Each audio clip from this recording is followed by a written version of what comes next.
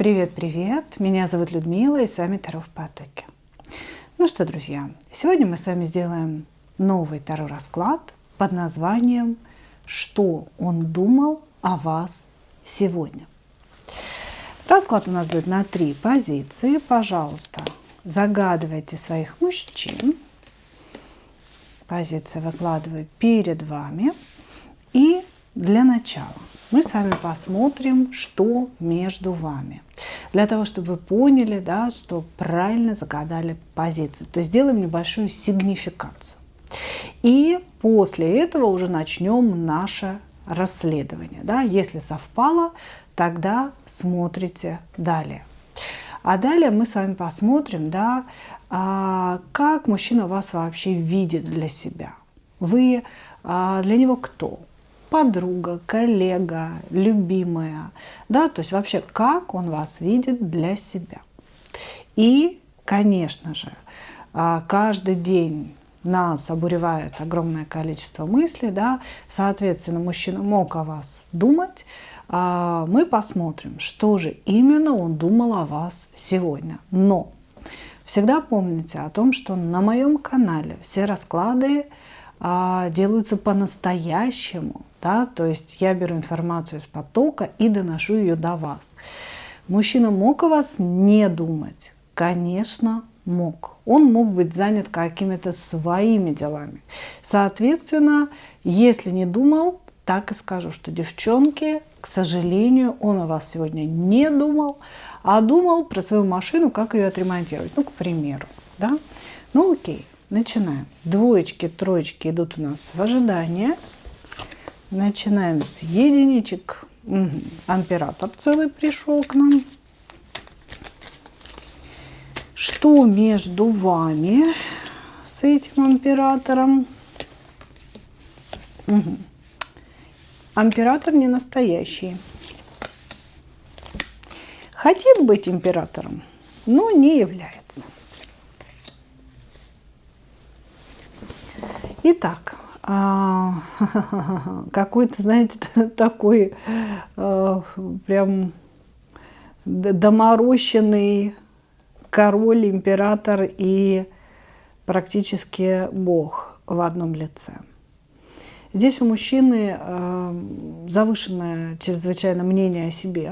Мужчина очень эгоистичный, считающий, что он может манипулировать другими людьми, что вообще он обладает какими-то уникальными способностями, что он вот просто безудержно умен, но при этом он идет пажиком жезлов.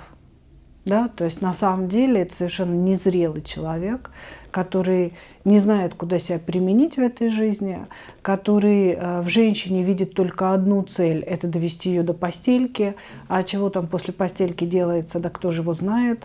Вот. То есть у мужчины вообще очень короткие цели в жизни, да, вот, ну, например, там, получить какие-то денежки, там, получить зарплату, дожить до зарплаты, прожить сегодняшний день.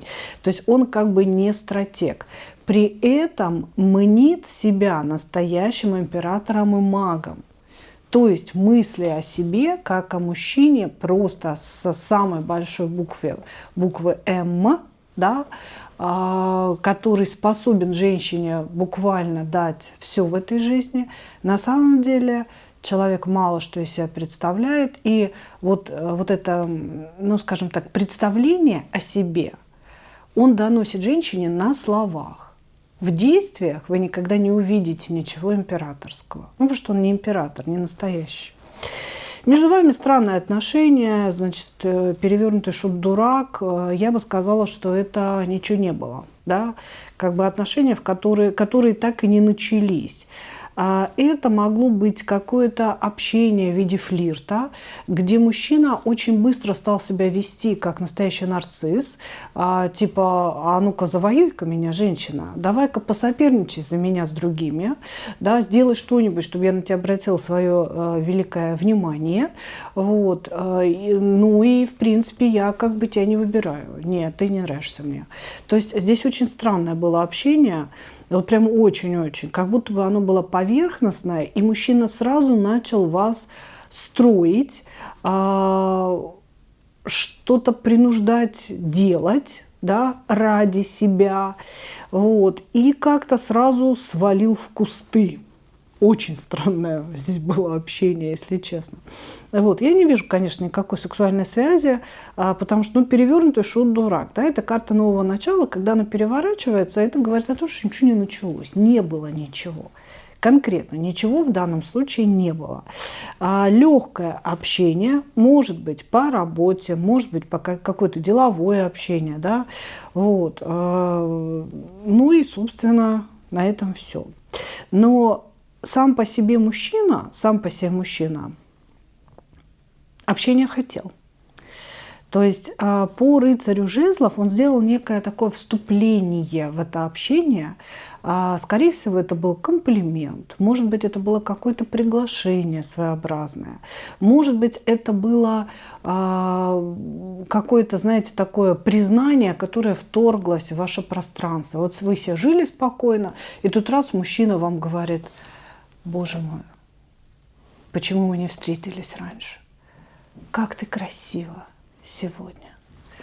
Ну, что-то в этом роде. Короче говоря, здесь было некое вступление, после которого он сразу стал перетягивать одеяло на себя. Вашей роли не вижу вообще, если честно. Вообще не вижу. Как будто бы он сам проявился, сам с собой станцевал определенный танец и сам удалился. Ну вот, я не знаю, девчонки, ну напишите в комментариях, что это было, да, потому что очень все странное, очень все странное. Может быть, общение между вами есть какое-то такое коллегиальное, рабочее, да, но как бы близкого я не вижу. То есть я не вижу, чтобы между вами случились именно отношения. Мы же делаем расклад на отношения. Хорошо, хорошо. Давайте посмотрим, как он вас для себя видит вообще, да. Вы для него кто?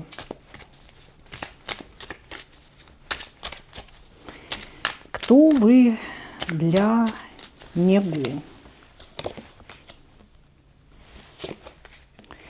Кто вы для него? Кто вы для него? О, очень желанная женщина.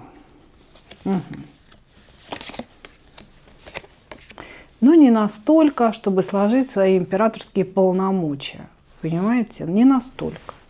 Значит, кто вы для него? Женщина, вы, безусловно, желанная. Вы, значит, сами по себе к нему холодные. И вы показываете такое, знаете, отношение очень ровное. Вы не говорите, что он вам неприятен, и в то же время вы не говорите, что вы куда-то там с ним собрались, да, в какие-то отношения. У вас очень ровное отношение к этому человеку, и ему это не нравится. То есть ему хотелось бы, чтобы вы страдали, ему хотелось бы, чтобы вы были заинтересованы, ему хотелось бы, чтобы вы как-то проявляли свои эмоции в его сторону. Вот он прям бесится от вашего равнодушия. Он говорит, она относится ко мне так же, как ко всем. Но я что, целый император и маг. Ну как, она что, не видит, что я такой, что ли? Вот, значит, я бы сказала так. Вы его и заинтересовали своей недоступностью, своей холодностью и тем, что вы какая-то все в себе. Живете своей жизнью, своими интересами, ни за кем не бежите, никого ни о чем не просите.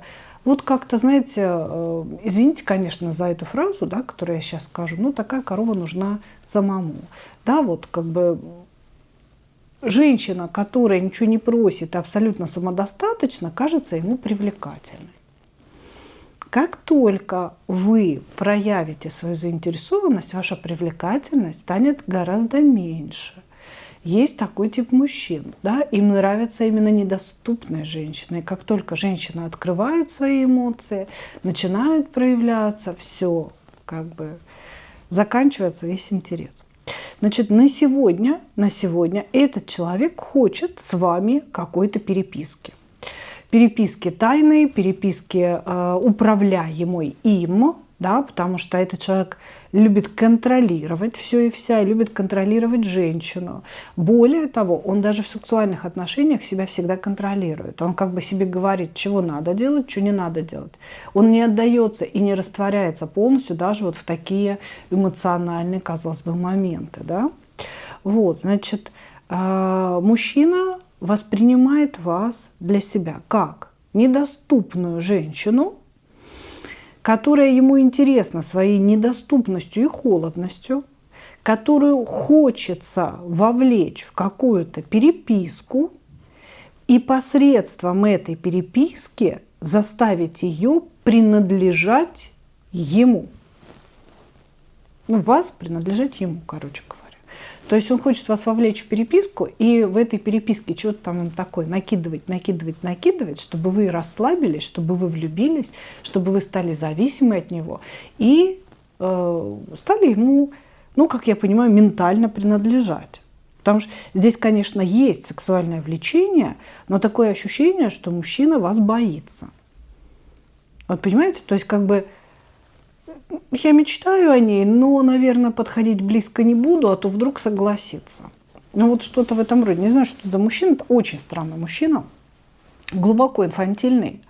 Вот прям маленький мальчик, который ищет в каждой женщине маму и очень боится женщину, которую сам же выбрал.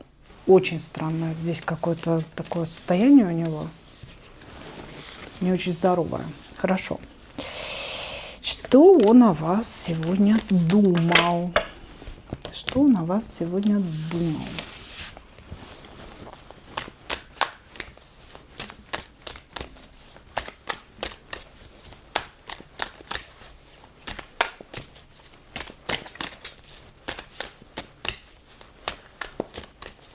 Что он о вас думал?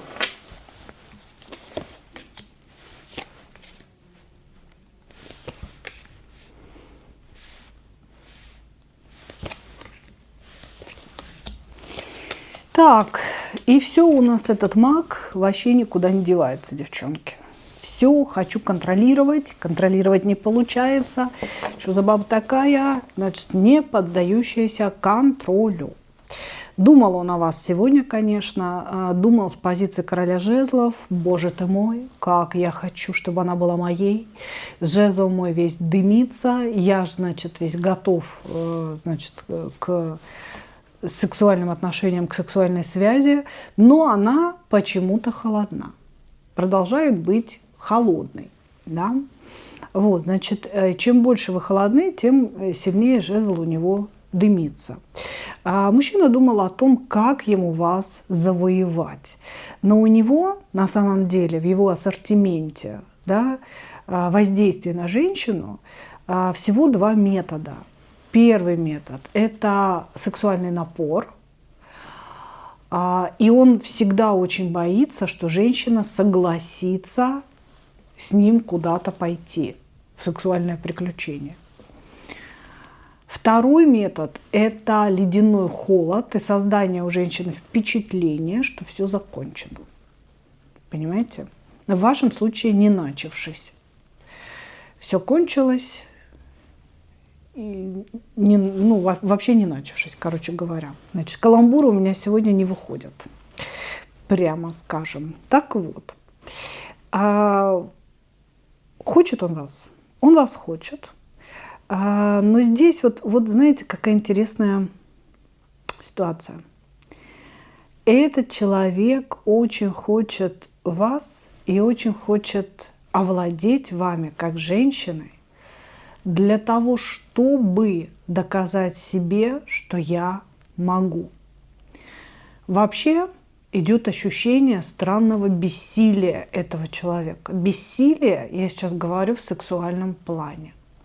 Ощущение, что у него проблемы с потенцией.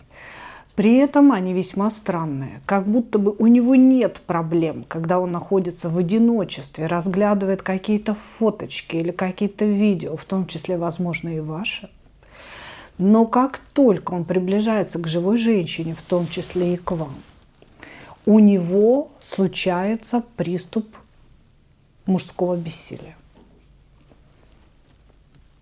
не знают, что это такое. И именно поэтому он ужасно боится вступать с женщиной в настоящие сексуальные отношения, потому что он в себе не уверен, короче говоря, что у него вообще все сработает, и что женщина его не высмеет. И поэтому его отношения с женщинами носят некий виртуальный характер. Потому что, типа, когда он на расстоянии, у него все нормально. А когда он подходит к живому человеку, ничего не работает. Это какой-то психологический фактор. Понимаете, срабатывает страх.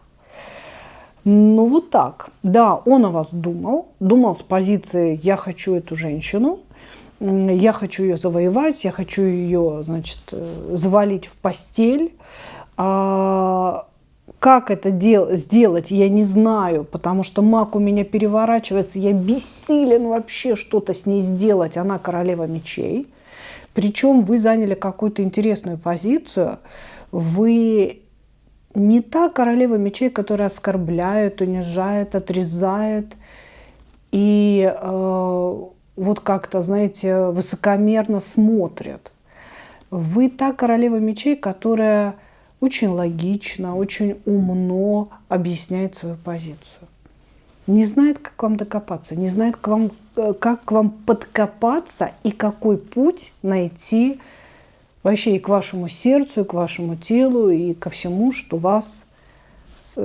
вы собой представляете. Вот что здесь происходит. Но на сегодня он хотел бы, значит, игнорировать вас, мучить вас каким-то холодом, чтобы вы перестали быть в мечевой королеве. То есть, ну вот у него такое странное представление, я же сказала, да, то есть в ассортименте всего 2 действия. Первое действие – сексуальный напор, а второе действие – это холод, игнорирование, уход, замолкание и, ну скажем так, такой жесткий игнор, чтобы женщина сама за ним бежала, сама его завоевывала, сама его добивалась.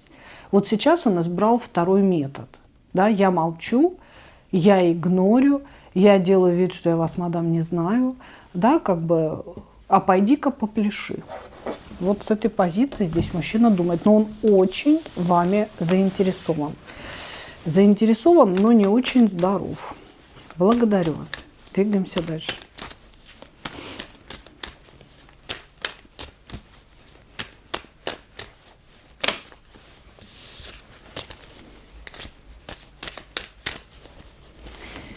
Двоечки, что между вами? Ой, какие-то важные кармические отношения, в которых, да елки-моталки, сколько же будет всего выпадать-то, в которых вы должны что-то оба понять. Угу. Что-то про любовь должны понять. Угу. Про то, что любовь обнуляет все. Вы замужем. Он, скорее всего, женат. Тут четырехугольник. Тут четырехугольник у нас. Да, вы точно замужем. А этот мужчина может быть женат, а может иметь постоянную женщину, с которой он живет. Да? То есть Таро мы никогда с вами не видим штампов в паспорте. Потому что Таро было изобретено, простите, ну, задолго до появления вообще такого понятия, как документы, да, и штампы в паспорте. Значит, поэтому Таро воспринимается как брак, любое совместное житие-бытие, да, жительство. Так вот, мужчина в отношениях, вы в браке, прям однозначно вы императрица. Эти отношения, нам говорят, были вам даны для того, чтобы вы поняли, что любовь должна, как нам здесь говорят, обнулить все то, что было создано до этого. Ну, я как бы лично так не думаю, но вы должны понимать, что я здесь чтец энергии. Да, я вам передаю то, что нам через карты показывают ваши кураторы, ангелы-хранители, да, высшие силы. Соответственно, от себятину я здесь пороть не могу. Значит, здесь говорится следующее. Этот мужчина пришел в вашу жизнь по страшному суду, То есть вы виделись ранее, были знакомы в каких-то прошлых жизнях с ним. У вас не была доработана тема любви, именно по тузу кубков, наполнение эмоций, пережить все виды эмоций, ненависть, любовь, все что угодно, да, там должно было между вами происходить. Вас в той прошлой жизни разделила смерть этого мужчины, вполне вероятно, на войне. И сейчас вы встретились с ним в этой жизни для того, чтобы допрожить любовь. И, как нам говорят, эта любовь должна обнулить ваши предыдущие отношения. То есть вы в браке, он в браке. Ну вот у высших сил такой своеобразный юмор, да, в вашем случае. Ну типа вы должны тут развестись, он развестись, и вы должны жить вместе. И допрожить любовь, ну и, судя по всему, быть счастливы, умереть в один день. Вот. Значит, при этом на сегодняшний момент между вами уже была какая-то измена, предательство. То есть мало того, что вы вообще находитесь в четырехугольнике, да, а это, как ни крути, предательство тех других людей, с которыми вы живете. Это же тоже живые люди, у них есть эмоции, сердце, да, как бы чувства какие-то. Так еще и между вами двумя уже было какое-то предательство. Причем предательство именно связанное с изменой. Может быть, вы изменили мужчине. Ну, как правило, у нас мужчины бегают, да, налево. Соответственно, мужчина, скорее всего, вам изменял. В общем, здесь закручено все очень мощно. Было расставание. То ли вы узнали об измене, то ли вы подозревали измену, но она была на самом деле. Вот. Значит, и вы здесь человека к себе не подпускаете, забрали у него все нити своих эмоций, нити своих энергий. Ну и, собственно, как бы сейчас вы в состоянии необщения. Но или он уже вернулся к взаимодействию, или он собирается это сделать. То есть здесь идут какие-то подвижки, то есть энергии, да, идут направленные от него к вам. Или он уже написал, позвонил, или он планирует это сделать. Да? То есть если вы сейчас прям совсем в расставании, ну, значит, он скоро появится. Ну, вот такую ситуацию нам описали. Если срослось, срезонировало, смотрим дальше. Да? Кто вы для этого мужчины?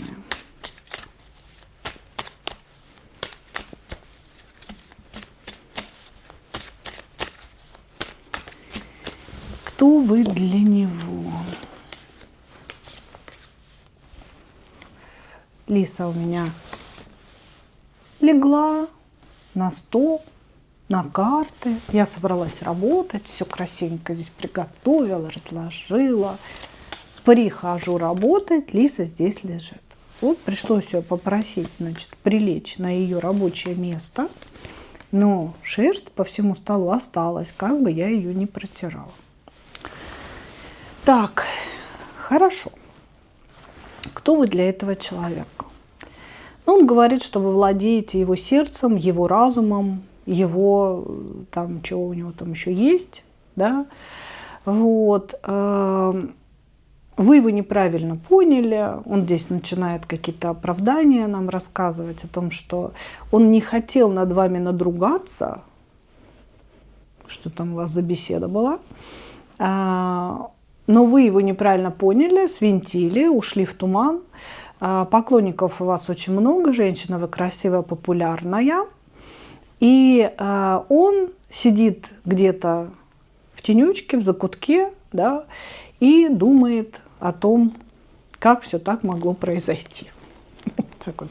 Это я буквально просто читаю то, что говорится. Кто вы для него? Вы для него важная женщина. Он считает, что вы страшный манипулятор. Он вас считает немножечко такой нарциссичной особой. женщина, которая привыкла к поклонению, к тому, что мужчины на коленочках ползут к ней с дарами, да, там, с цветами, с подарками. А вы такая немножко подуставшая, сидите, говорите, так, вот эти вот розы заноси, тюльпаны я не люблю, уноси, бриллианты заноси, пирожные я не ем. Да, то есть вот вы как бы выбираете. Он вас воспринимает как человека, который выбирает среди мужского изобилия то, что ей нравится, то, что ей не нравится. И ввиду того, что поклонников у вас много, выбрать вам есть из чего. Вот, значит, и, конечно же, вот это вот все осознавая, этот человек вас очень ревнует. Но ревнуя вас, он будто бы не имеет права вам об этом сказать. Типа, кто я такой, чтобы ей сказать о том, как я ее ревную? Ну, кто я такой? Но вы для него хозяйка его сердца. Как будто бы вы его госпожа. Отношения, конечно, бывают разные, да, это не очень похоже на любовь. Это похоже на то, что вы завладели человеческим сердцем, разумом и всем остальным. Как будто бы он вот живет ради того, чтобы вы хоть когда-нибудь взглянули на него благосклонно, хоть когда-нибудь написали ему сообщение, хоть когда-нибудь попили с ним кофеечку, да, в ближайшей кофейне. Уж не говоря, да, про все остальное. Ужасная зависимость от вас. Ужасная зависимость. Может быть, он думает так именно потому, что вы сейчас поругались, он допустил какую-то ошибку в словах, в действиях, да, если были сексуальные отношения, может быть, он в сексе себя как-то не так повел, потому что идет карта надругательства, да, это, не совсем, да, прям насилие, может быть, физическое, это может быть ментальное насилие, сказал что-то не то, а может быть, сделал что-то не то, может быть, он потом только понял, что он что-то не то сказал или сделал, да, после того, как разговор уже состоялся или ситуация состоялась. И вот это вот, знаете, ощущение человека, который склонил голову, знаете, вот как щеночек, который что-то там нашкодил, вот он глазками смотрит, ушки куда-то прижал и ползет к своей хозяйке.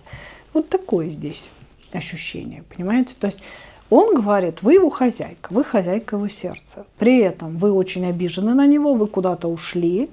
И ушли не в свое одиночество, не в свое страдание, а к каким-то поклонникам, которые бегают вокруг вас с цветами и подарками. Абсолютно вы независимая женщина, вы вообще как бы не потерялись в этом мире. А вот он потерялся, он зависим от вас, он думает о вас, говорит, что вы вообще как бы съели его сердце и не подавились даже. Такая вот вы. Ну, хорошо. Давайте смотреть, что он думал о вас сегодня. Что он о вас сегодня думал?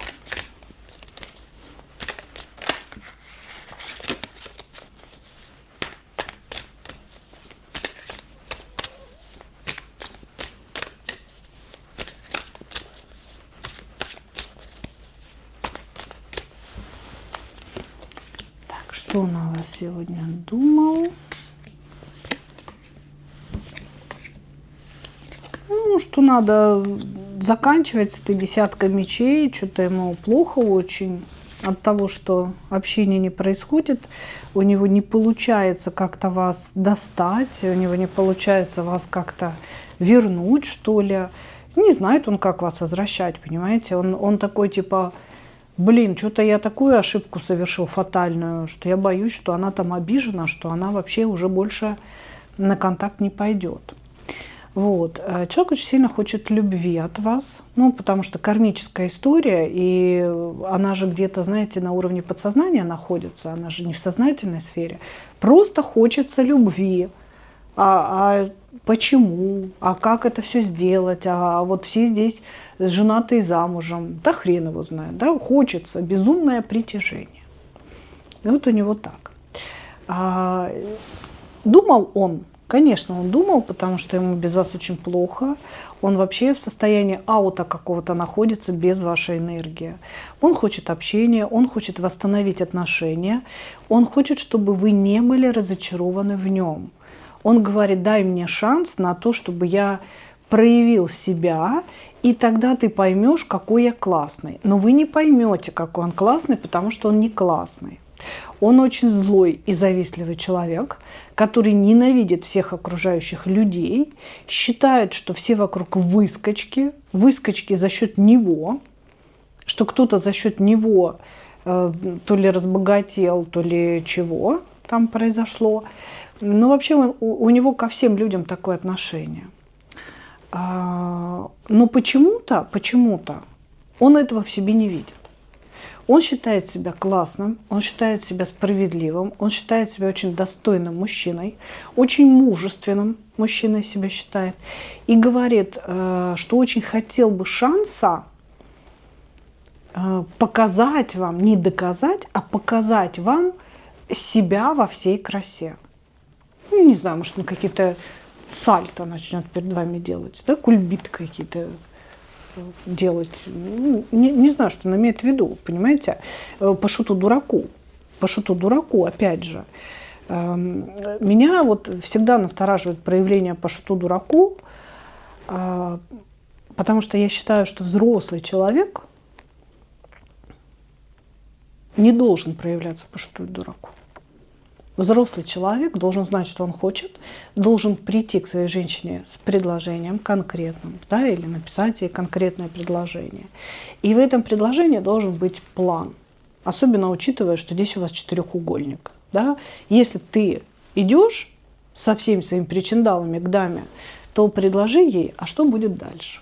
Да, не надо вот это по шуту дураку придуриваться здесь. Сейчас я буду показывать, какой я классный. Павлиний хвост распушу, она и сдастся. А дальше что? Ну, короче, он обдумывает момент своего проявления по шуту дураку, в котором он вам докажет, покажет, какой он классный мужик. Но здесь есть продолжение, мои дорогие. И вы о нем должны знать и слышать очень хорошо сейчас меня. Если все пойдет не по плану, по его. Если вы вдруг заерепенитесь и не сдадите свои позиции сразу же, тогда мечи и сабли наголо. Тогда я ей, значит, выскажу, какая она стервозина, вообще женщина легкомысленная, отвратительная, гордячка, нарцисска и все вместе с ней. А я ее жертва. Ну, в общем, короче говоря, здесь много разных мыслей о вас. Я думаю, что они продиктованы тем, что человек не знает, что ему делать с некой ситуацией, не может до вас никак добраться, не может до вас достучаться, а ему без вас очень плохо. И поэтому его здесь колбасит в разные стороны, да, то вы его госпожа, но вы, безусловно, его госпожа. Вот в ваших отношениях вы его госпожа, понимаете, он ваш раб. Раб, не слуга, раб. Просто, знаете, плох тот раб, да, который не хотел бы быть господином. Тут у мужчины идет вот такая, знаете, впадание то в одну степень любви, то в другую степень любви, которую мы называем ненависть. То я хочу, чтобы она меня снова полюбила, но буду проявляться по шуту дураку и расскажу ей, какой я классный. Но если она меня сразу не полюбит и к себе не допустит, вот тогда я ей покажу свою истинную натуру и по рыцарю мечей выскажу ей вообще все, что я хочу о ней сказать. Ну так вот, знаете, какая-то такая прям признание с угрозой одновременно, я бы сказала. Благодарю двоечки. Двигаемся дальше. Двигаемся дальше.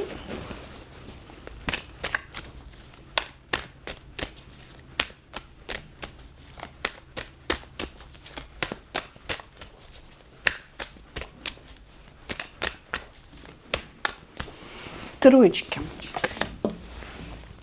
Что между вами?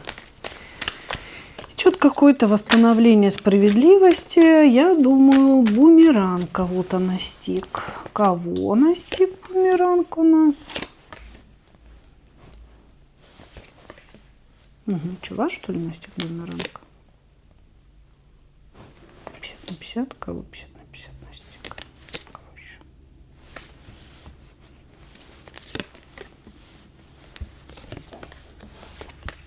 Так.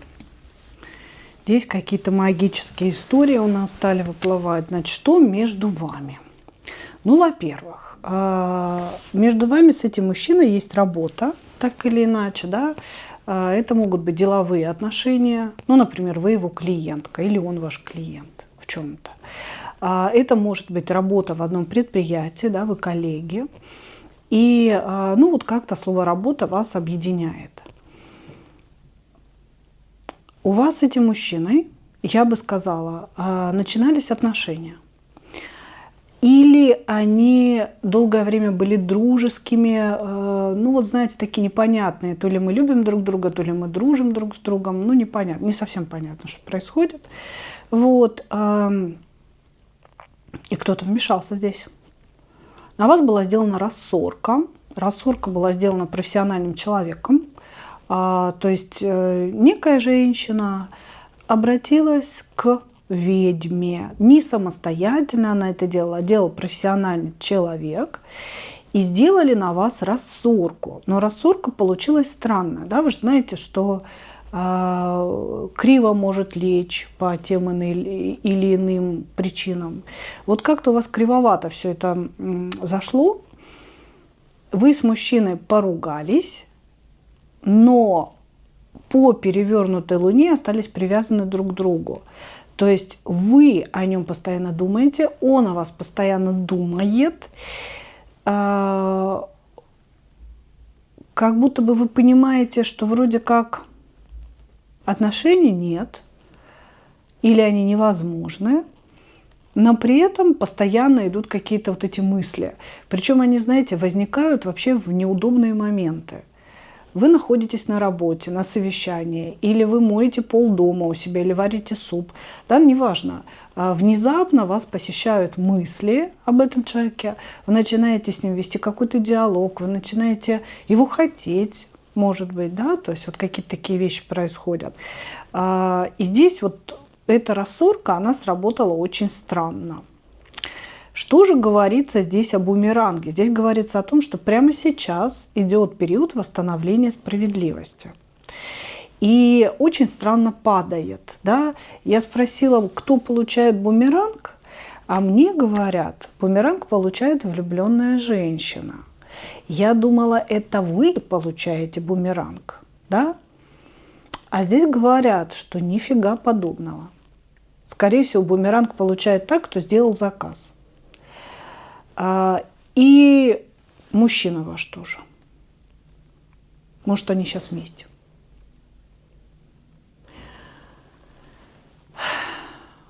А вот вы через эти отношения,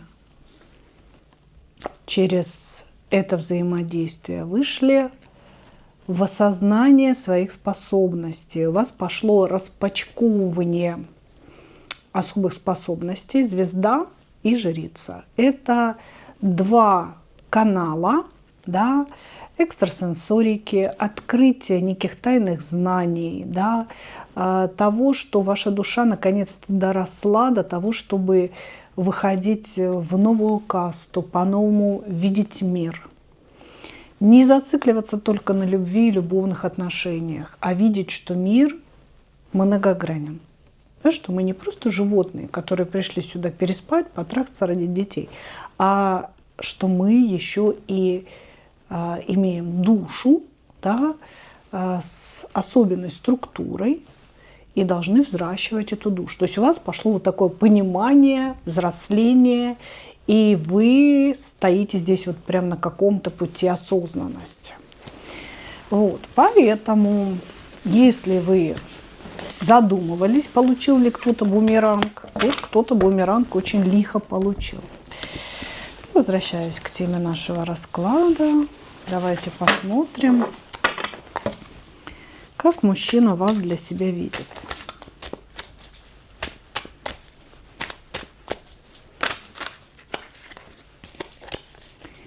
Как мужчина вас для себя видит.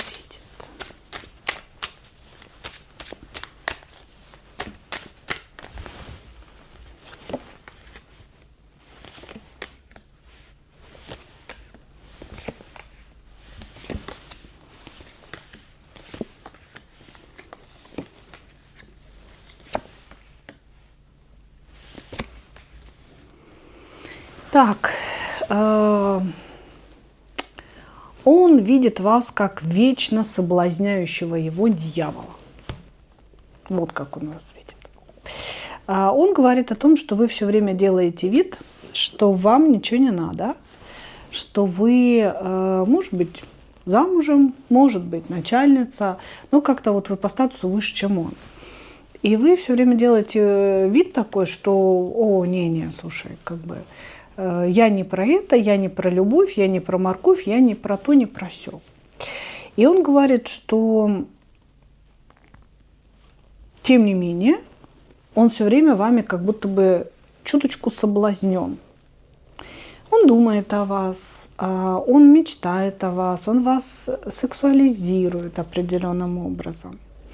Вот. И я не могу сказать, что вы здесь занимаете какую-то основную роль в его жизни, но то, что вы важны, это однозначно. Вы важны. Как будто бы, знаете, вот человек не имеет права вас ревновать, но ревнует. Не имеет права претензии предъявлять, но предъявляет. Действительно, если вы работаете в одном коллективе, да, между вами постоянно идут какие-то странные терки такие, как будто бы между двумя влюбленными людьми. Вот понимаете? И у него и представление такое о вас, как будто бы вы вроде как чуть-чуть его женщина. Все время его соблазняете, но ему не принадлежите. Отношения между вами невозможны, но в голове почему бы и нет. Вот как-то так, понимаете? Странное здесь такое отношение к вам, но я вам хочу сказать, что вот эта история с магическим влиянием, с рассоркой, да, она до сих пор еще существует, потому что вы здесь однозначно с ним поругались. И, возможно, вы ругаетесь очень часто. То есть вы миритесь, а потом опять ругаетесь. Миритесь, а потом опять ругаетесь. Потому что здесь везде вы указаны как женщина, которая не хочет ничего терпеть и вечно ставит точки. Женщина, которая уходит. Женщина, которая психует. Женщина, которая говорит, пошел ты, козе в трещину. Да, как-то вот вы все время ему говорите нет, нет, нет. Все время злитесь, все время психуете. И поэтому... Да, так может работать рассорка, хотя это, знаете, такое вот самое, ну, одно из самых простейших магических воздействий, которое направлено конкретно на некую ситуацию, да, вот разделить мужчину и женщину, чтобы потом другая женщина, которая это заказала, могла его быстренько подобрать. А вот здесь как-то странно это все работает, как будто вы только начинаете нормально общаться, раз, поругались. Только помирились, раз поругались. Ну, то есть она еще работает. Так, что он думал о вас сегодня?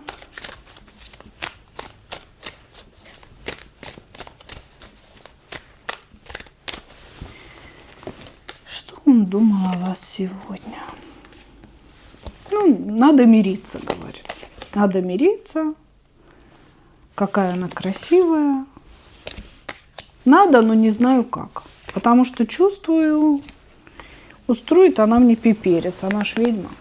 Значит, мужчина считает вас ведьмой. Вот это вот ваше все открытие, которое пошло, оно от него не ускользнуло. Он это увидел. И он то ли чувствует, то ли знает, может быть, вы правда практик, да, или стали практиком, или пошли на учебу какую-то магическую, и он прям это вот зафиксировал для себя. Значит, ему без вас плохо. Он хочет помириться, он хочет восстановить отношения, он хочет поговорить, он хочет, чтобы ему стало хорошо. Он говорит, значит, у него крокодил не ловится и не растет кокос. Как только вы ругаетесь, у него не ладятся дела. У него ничего не получается. Здесь идет, я не знаю, для кого-то это узкая история, но какая-то концертная деятельность. Концертная деятельность, которая срывается, предложения рушатся, никто не приходит на концерты. Что такое? Вот это для кого-то узко, девочки, пошла информация, имейте в виду.